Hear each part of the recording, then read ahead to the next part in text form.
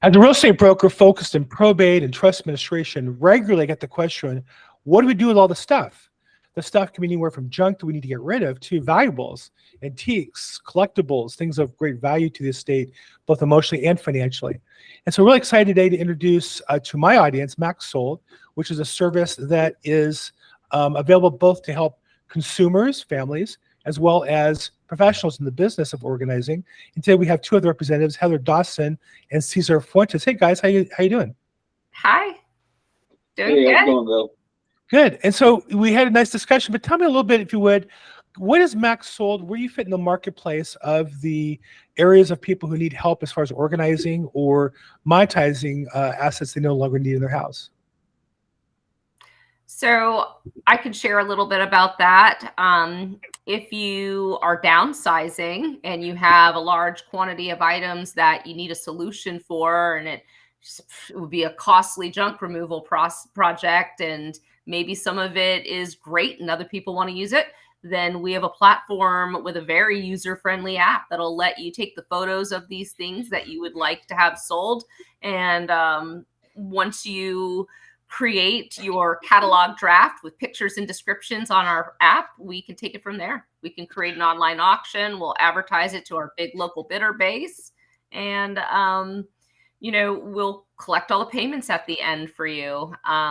You won't have to do anything but really use our app and gather the information of what's being sold. And that's our DIY model. We also have a full service where we have a team that'll come out and do everything for you. They will take the photos, they'll share the draft with you. You can approve it. And once it's approved, we run it as its own sale on our website and we advertise it to the local bidders. At the end, our team will come back and supervise a pickup day. And that's when the buyers come by appointment to retrieve the items they purchased.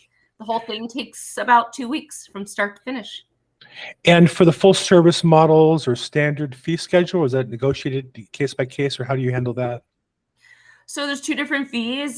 There's a little bit more cost for the full service model.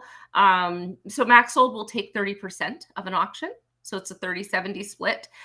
Technically it's 30% or $300, whichever the greater. If it's a full service model, we will just take 30% plus a flat fee of $2,000 to cover our auction team's time and labor on site. So nothing is up front. It's 30% and $2,000 from the end sale proceeds, but it's market competitive. Most people are taking around 45% of sales. So we try to stay competitive with the market to cover our costs. So as a real estate broker, I think the key for us to understand is really you have two different attack vectors that we should be aware of. One is you offer this service to families or estates or administrators of estates, what we would call B2C. The consumer of the service would use MaxSold as a way to dispose of, monetize assets in the property. And then you also have a B2B model where you work with local organizers, local estate salespeople, where you give them a little more heft on the back end for their service. Describe kind of the difference between those two.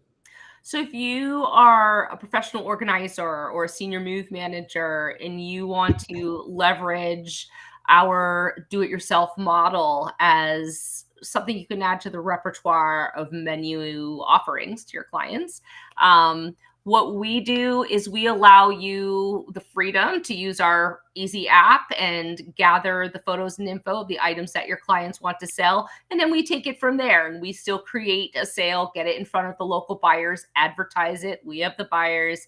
We collect all the payments for your client, pay your client out directly, but we share a report at the end so you can supervise the pickup day. So it's really the very beginning and the very end part of the process.